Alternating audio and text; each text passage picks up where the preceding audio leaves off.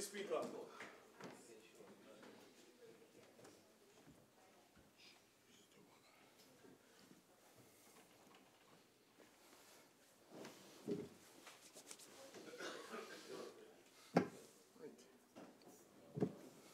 As we resume, I will recognize the member for Tabokit. You have an additional 20 minutes of your initial speaking time. So 20 minutes of your initial time. Proceed. Thank you. Thank you, Mr. Speaker. Mr. Speaker, I had asked the question, a very simple question, the very first page of this book, which is, what makes small states succeed? And I find that a very important question to ask you. Because sometimes, you know, Dr. Tiwari often says this, the answer is in the questioning. And if you don't ask the question, you have nothing to play with. The question itself gives you facilitates a thinking process or a think-through process.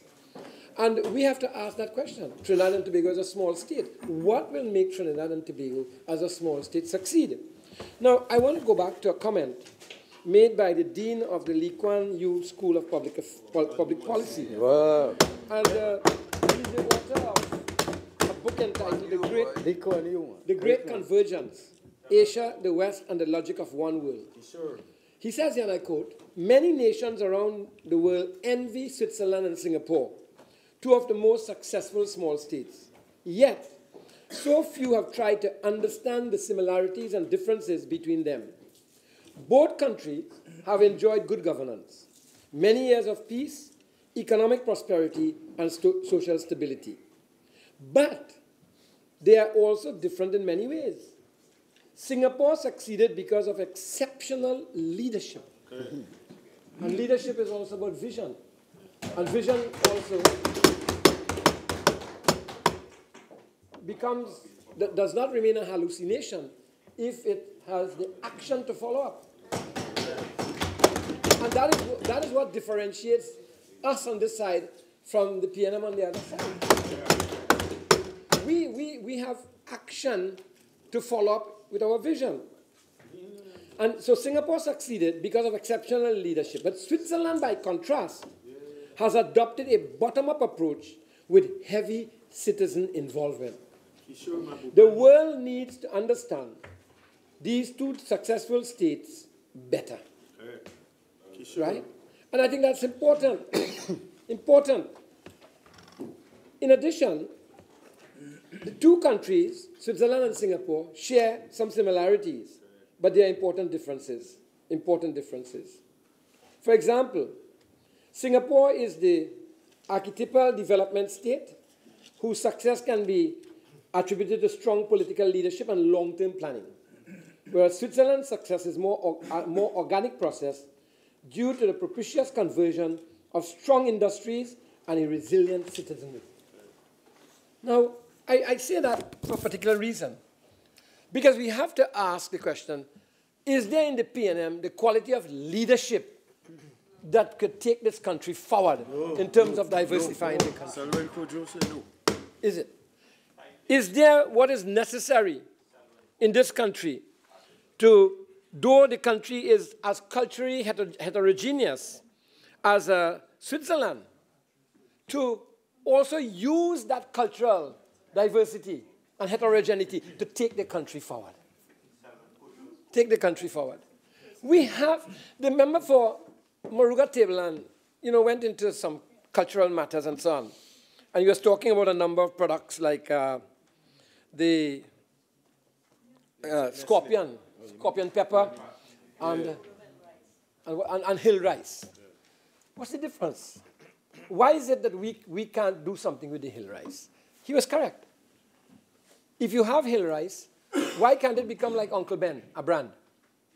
After all these years of teaching marketing at the university and producing people who call them marketing consultants in the TT export company and what have you, tell me these people just don't know how to build a brand after 62 years of independence and a university? So we can turn these products into viable exports. I ask another question, therefore. What do you want to be known for as a country? What do you want to be known for? What is the signature product or products that you want to be known for? What products are you identifying that you'll say, in the next 10 years, we are going to make these products outside of the energy sector, the products that we are going to export?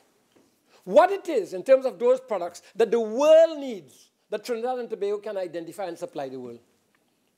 We cannot compete with the world in terms of some of the costs of production because we are starting off at this point.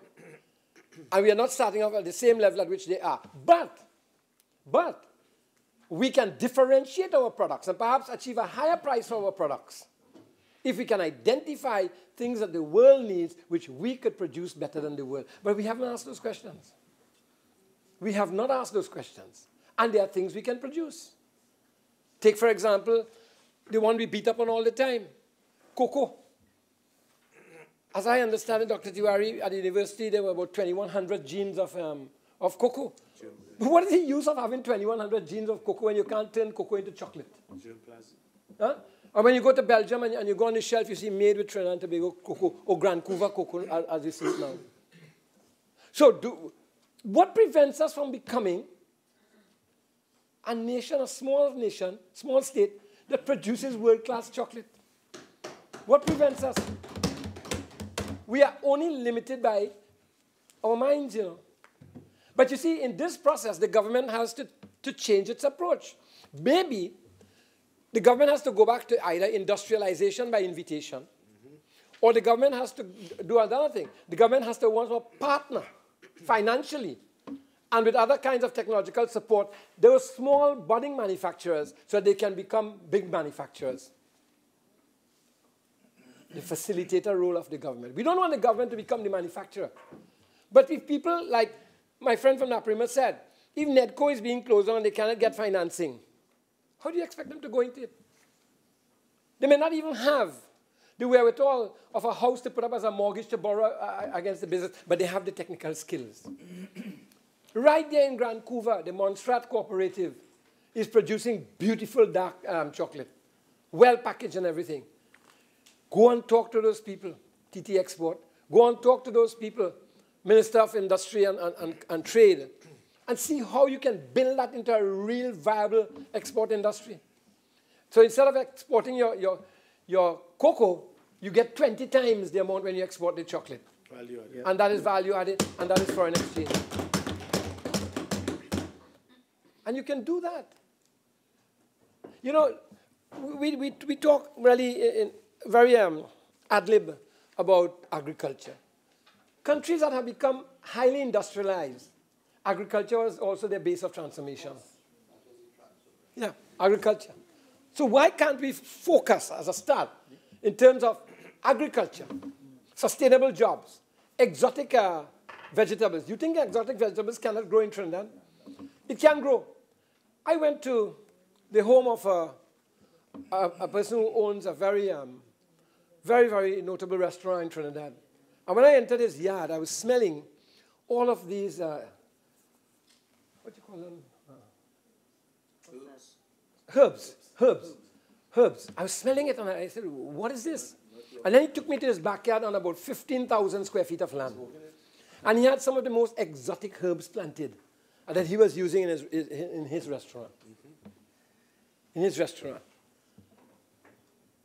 So it can be done. So don't think that we cannot grow exotic vegetables and those things here. And there are markets for it. Why are we importing tilapia from China? When you could grow tilapia here in ponds. No, you might find that I'm talking about some small things, but these are big things. If you produce all the tilapia you need in Trinidad, you're going to save foreign exchange and you will have tilapia to export. Tilapia is a delicacy on the restaurant. But you have to engage the people. This is why I have problems with the so-called experts at the Ministry of Agriculture and Fisheries. What are they doing? All these field officers that they have and so on, what are they really doing? Everything in this country is some experiment. We are having to import soya beans and corn to feed our chicken. And we are one of the highest consumers of chicken per capita in the world, right? And you tell me, after all these years, We cannot grow corn in Trinidad. You tell me that we couldn't get together with the Brazilian government, Embrapa, which has developed the capacity to grow particular varieties of soya in different soils in Brazil, to come here under a technical agreement and grow soya beans so that we can reduce that big export in one of the areas in which we feed so much of our people. The government has to change the way it approaches. Now, the government can't do it. This has to be done by the private sector. It has to be private sector driven, right? But you cannot frustrate the private sector. You cannot frustrate the private sector. You cannot get up and cuss the private sector every morning, right? You cannot have disputes with the chambers of commerce. You cannot have business people in this country afraid to go in their business on a morning, being kidnapped. Like down in San Fernando, 3 o'clock in the morning, a guy goes to start up his restaurant and he's kidnapped. You have to deal with the environment in which people are doing business. And one area that is going to affect us in this trust for diversification and entrepreneurship and investment is the criminal situation in the country. The criminal situation in the country. Mr. Deputy Speaker, it is not just bad for citizens, it's bad for the economy. And when businesses close, like they are closing 34 in Tobago and 12 in San Fernando, I heard from the president of the chamber in San Fernando, when businesses close, jobs are lost. Diversification requires a safe and secure environment. People are not going to come here to invest if they don't feel secure. You asked for the anti-gang legislation. You got the anti-gang legislation. Now let's see if the police will implement the anti-gang legislation. You call the opposition unpatriotic and all kinds of things. The opposition supported you. What has happened? We brought legislation in this parliament to create a more secure environment, what was then dubbed the soldier bill, to precept soldiers. And you voted it down, Mr. Attorney General. In the Senate, the independent senators had all kinds of things to say about militarizing the police and what have you. Right? But we could have several people with the power to arrest also supporting the police in a very different way. Maybe it's time for us to bring back that soldier bill to the parliament. Because I want to make the point, Mr. Deputy Speaker, that we have to create an enabling environment, a secure environment for investments. Otherwise, it's not going to happen. It's not going to happen. Because I believe that we as Trinidadians alone cannot do this. You have to bring in expertise and investments from overseas. We do not have the luxury of time to reinvent the wheel. We have to bring people who have the technology, who have the know-how, so that we can start along the curve and not reinvent the wheel. And we can do it. We can do it. But we have to make the effort. The member with the electronic device, either make sure it's off or you can exit to use it accordingly. So what do you want to be known for as a country, Trinidad and Tobago? And that's a question I ask genuinely now. Because if we ask that, we are going to be able to identify product areas and what have you. You know, we don't have to go looking for answers here, there, and everywhere, you know.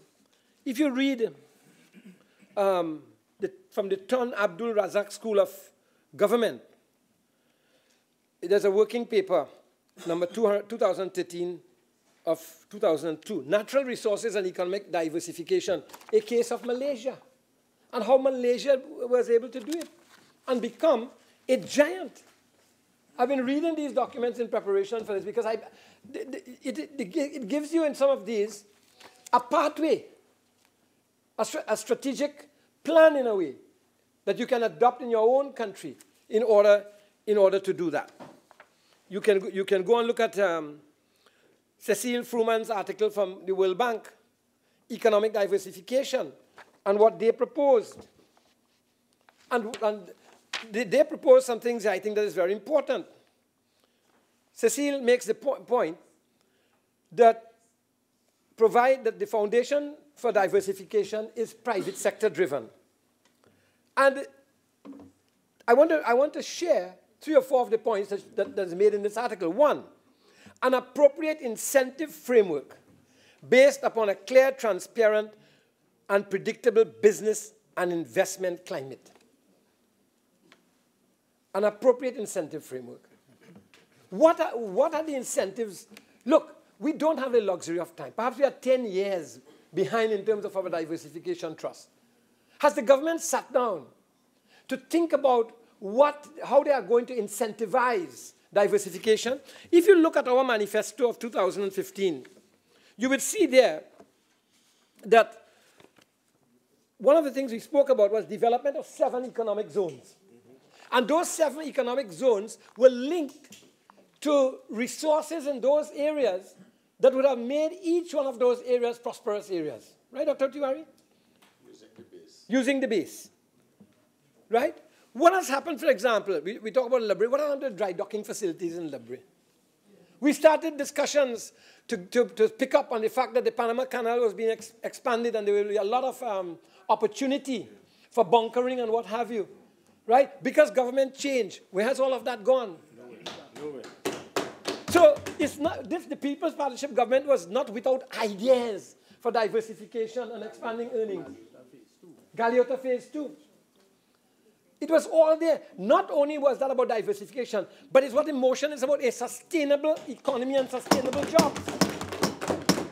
You must remember that in the energy sector, it's capital-driven, but very few jobs. And in this country, you need to create a lot of jobs for people. You need to create a lot of jobs for people. Secondly, investments in infrastructure and coordinated policy reforms to reduce trade costs. How do you decrease trade costs? How do you decrease trade costs for people when you have all these layers of things you have to pay all the time? How do you increase the efficiency of exports when you have an inefficient port? Wow. When you have to wait days to clear a container? When you still have the trade union objecting to scanners in the port? You know, they talk about corruption and anti-corruption. When this People's Partnership government decided to bring in scanners to the port, it was part and parcel of removing the corruption and the drugs into the country.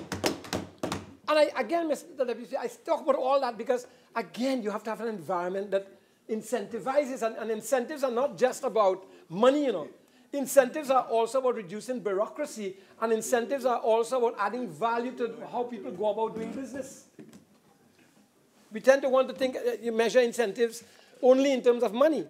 But when you reduce bureaucracy and you facilitate reduction in trade costs, you also save people money. The other point I want to make is, in diversification, we have to look at effective policies to support the reallocation of economic resources to new activities. And what are those new activities? That's why I said, what is it you want to be known for? What are those new activities you want to engage in? We talked about ICT. Countries are running ahead of us. They are going ahead of us with their ICT. And where are we? We are standing still. We have some backroom activity taking place here in Trinidad, and we were doing well. I think my colleagues would remember, in one case, something like 400 jobs were created in Chaguanas. Yeah, in the financial sector. Scotia Bank. We were doing well. What has happened? Why can't you keep attracting these things? Because you know why? Because the only thing that the PNM knows is how to just keep depending on energy, oil, and gas. And I say again, look at the curve. The gas and oil reserves are coming down. Diversification has to proceed. So when they meet, diversification will have replaced the loss in particular in income. Another thing that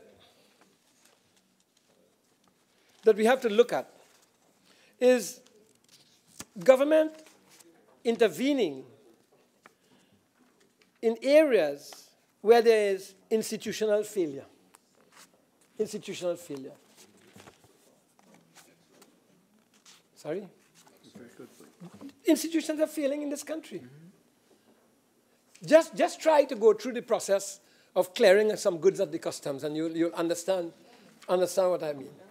You will understand how difficult it is to do all of that. You know, sometimes I wonder whether the government is really listening to all of this. You have had 2.5 years to say something to this country as how you're going to diversify. 30 months have gone. It has gone. Eh? Time does not come back. It has gone. It has gone. You spend most of your time either complaining, explaining, auditing, blaming, revising, not even remembering how much money you need to repair the ECC centers. And those things are serious. We talk about diversification and the preparation of our human resources for diversification. But yet you close down so many of the ECC centers. Where, you know, children, there will be more equitable opportunity for all children, poor children and rich children. Right. Well said. Well said. Remember, your initial 30 minutes has expired. You have an additional 15. You care to avail yourself? Thank you. Proceed. Thank you. So you have to link your human resources and give opportunity to human resources. Look, you know, you're never going to correct what the university is doing in terms of who is training and what skills they're developing unless you decide where you're going as a country and what you want to be and what products you're identifying and what markets you want to attack. And right now, everybody coming out with a social science degree, a degree in engineering, and so on and so forth, and they're without jobs. They're without jobs. So you have to revise your human resource development plan with a plan for diversification. Your university has a big role to play in that. National needs this. That is why, you know, say what you want. You have to tip your hat to the member for Chaguanas East when he was.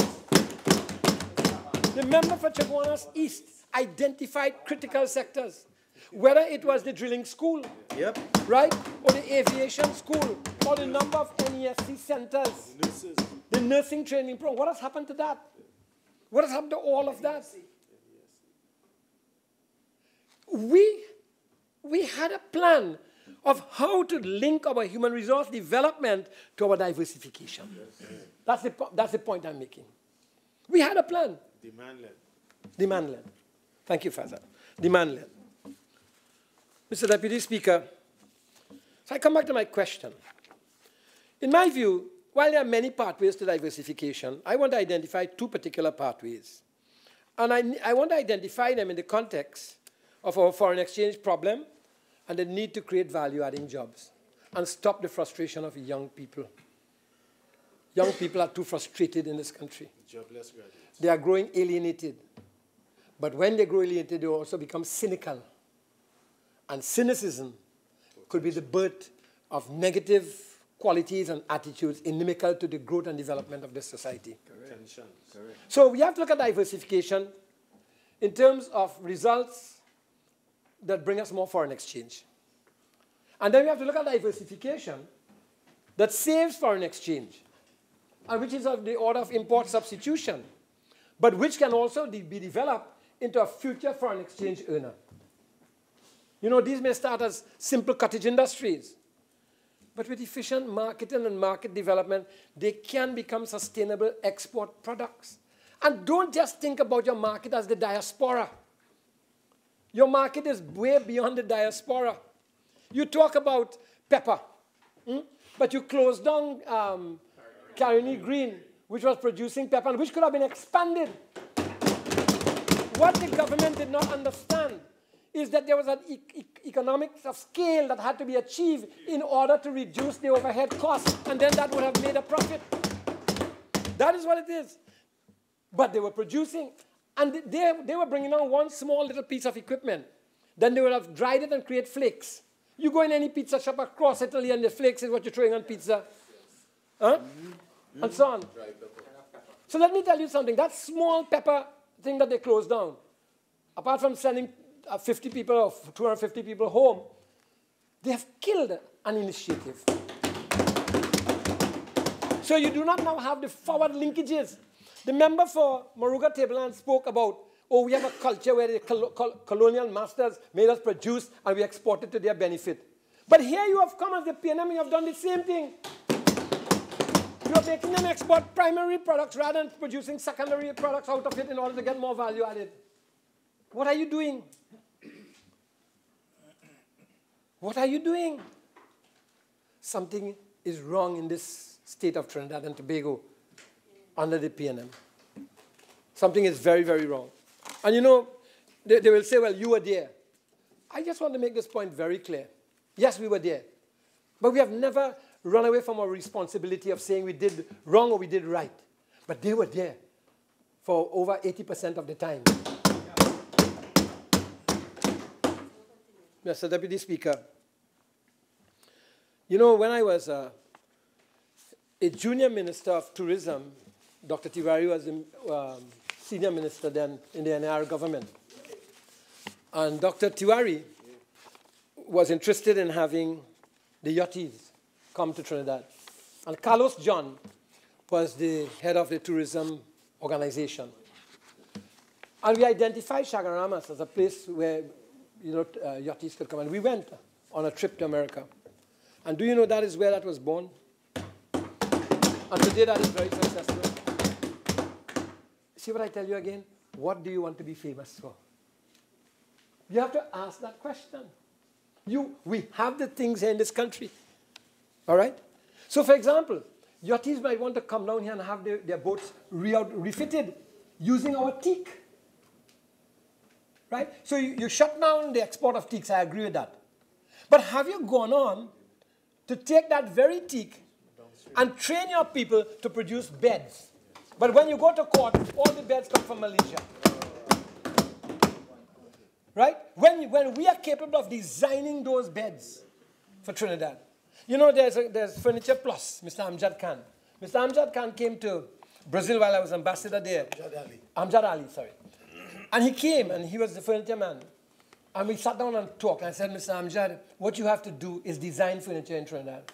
And we found a furniture architect, a differently able person whom he brought to Trinidad. And he started to design his own furniture in Trinidad. That's the kind of entrepreneurship we have. And we got to build. So why are we allowing all these Malaysian beds and so on to come in Trinidad? Go and see them. We can produce, our woodworking people can produce as good. As good. Best woodman. That's right. You got to incentivize. Incentivize. You got to train people. But we are not doing that. So it's not just about closing down the export of teak. How do you use your valuable teak now? I don't know, Mr. Ganga Singh can help me here. I understand we have one of the world's largest reserve of teak in the world. Indigenous industry. Malaysia. So we have the yachties with all the ancillary kinds of industries that can be developed downstream. All right? And we also have the marine sector, the shipbuilding and marine sector. Nothing. How are we attracting people here? Who's doing the marketing? What is Trinidad and Tobago? What is the Minister of Trade doing? What is the Minister of Trade doing? The Minister of Trade seems to be in some holding bay. Nothing is happening. A holding bay. She should have been on the road marketing. Marketing.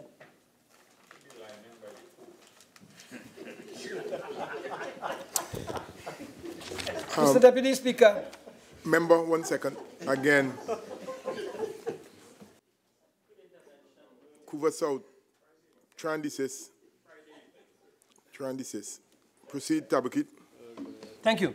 Mr. Deputy Speaker, education as a platform for diversification, and not just now in terms of educating our own people. Look at Grenada. St. George's. Yeah, St. George's University. Grenada has built a substantial part of its economy on education and diversification, you know. Right? Producing offshore medical school. Yeah. You know, in Trinidad and Tobago, we have the same overhead cost for running the university. We have less people registered in the university, but we're not marketing for foreigners to come to our university. No. You understand? So, what are we doing? Mr. Minister of Education, so we are paying the same overhead when we should be filling those seats at prime prices. But that means hard work for the lecturers. They got to develop courses which people are interested in, and what have you. Yeah? You could do marginal price. I just want to correct Mr. Deputy Speaker. What the representative of Tabakit has just said, the university has not seen a decline in its registration. In fact, the registrar has informed us that there was a 5% increase in its enrollment. Thank you very much. Mr.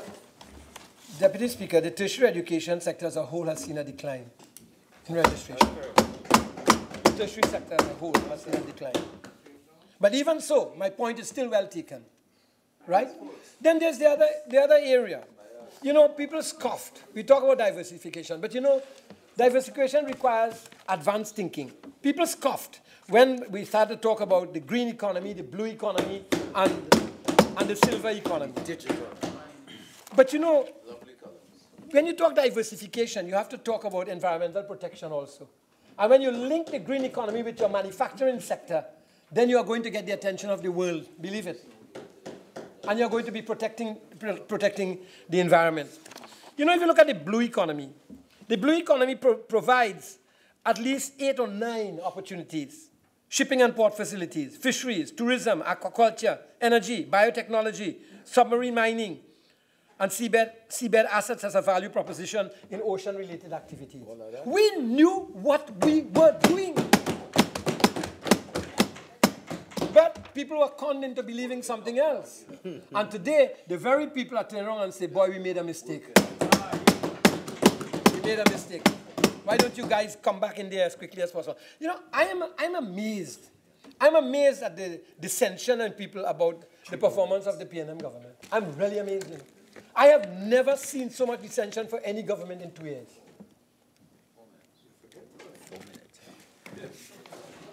Mr.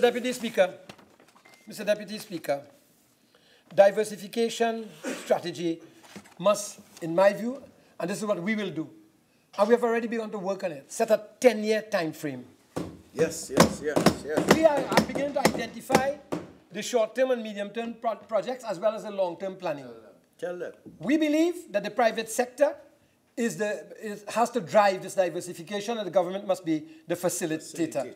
In the short run, we feel that the government must also consider going into joint ventures with the private sector at a time when confidence is low in the government and people do not want to invest as they should be willing to invest. We believe that sectors must be identified and targeted. We believe that medical tourism also is a possibility. And if you think that's not a reality, think about India. Why has India succeeded now as foremost in medical tourism? Fortis Hospital in India, world-class facility in India, Fortis. People from Trinidad, by the way, are going to India to Fortis for heart surgery and what have you and so on, at a fraction of what it's costing in Trinidad. Mr. Deputy Speaker, the point I'm making is that we in the United National Congress, we are developing a business model for Trinidad and Tobago. A business model that has the future in mind and not be grounded in the history of the past. We will learn from that, but they are not grounded there. We are not, yeah, sure. We are not going to blame anyone for where we are. We are going to take responsibility for it. In the tradition which I come from, Hinduism, in the sacred book which people use to swear in the court, the Bhagavad Gita, there's a famous verse that says there, a person is by his own actions his or her own friend or his or her own enemy. Well said. Today I want to close by saying that if you fail to do what has to be done, you are going to be your own enemy, not just to yourself, but you are going to be doing a disservice and you'll be an enemy of Trinidad and Tobago. Yeah. Thank you, Mr. Speaker. Well done.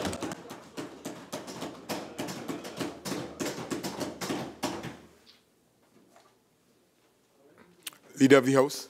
Thank you very kindly, Mr. Deputy Speaker. Mr. Deputy Speaker, I beg to move that this House do now adjourn to Wednesday, the 28th day of March at 1:30 p.m. Mr. Deputy Speaker, at that time we are expecting to debate the notification from the President for the chairman of the Police Service Commission, or for another member of the Police Service Commission. We'll be starting at 1:30. Chief Whip. Just for clarification, when will we get notification of this? Leader of the House. As soon as the notification is ready, it will be sent to all members. Mr. Deputy Speaker, I am not a member of the Office of the President.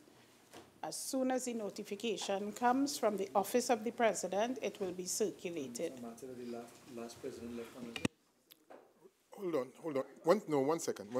Chief Whip. Okay, Orupuchis. Thank you very much. Mr. Deputy Speaker, through you, is the member saying that we will meet next week, Wednesday, at which time you hope to have something to debate? Mr. Deputy or should we Speaker, debate something on the order paper? I have said Chief Whip, very Leader of the House. clearly, next week we will be debating the notification that will come from the President's office. Thereafter, I was asked, when will the notification come? Mr. Deputy Speaker, I indicated quite clearly that I am not a member of the Office of the President.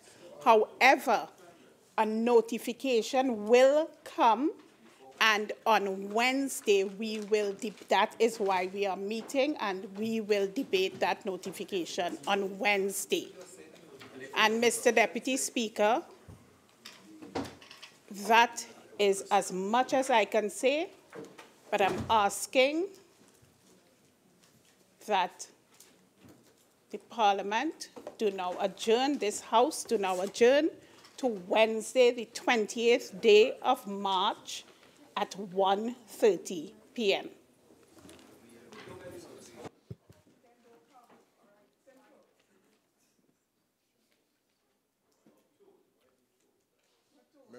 Members. Honorable members, the question is that this House do now adjourn. All in favor say aye. Aye. Any against? The ayes have it. In accordance with Standing Orders 11 and 12(1), this House now stands adjourned to Wednesday, the 20th of March, 2018 at 1:30 p.m.